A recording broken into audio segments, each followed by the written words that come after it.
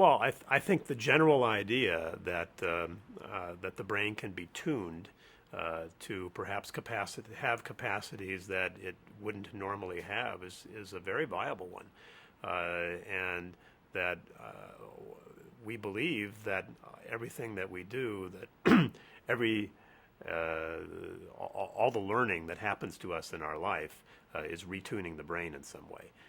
That every time we learn new information that's retained in some way, it has an altering effect on the connectivity of the cells in our brain. That information is stored and influences our behavior forever after.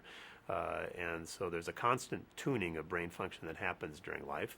And there's reason to believe that certain kinds of experiences, be they chemical experiences like through DMT or experiences that come through, say, rigorous contemplative practices and so forth, are actually retuning the brain to have capacities that it wouldn't normally have. And if there's anything to the idea that there are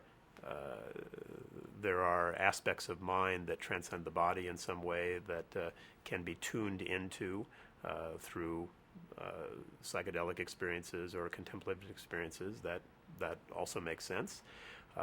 The details of what's happening there, how that actually happens at the level of the physics and the biology, I really don't know. And I think it's fun and interesting to speculate and propose hypotheses that are testable in some way.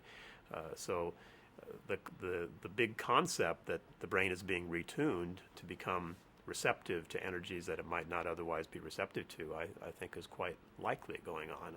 I would bet on that, but I wouldn't be prepared to bet on any particular detailed, mechanism of how that's happening at this point.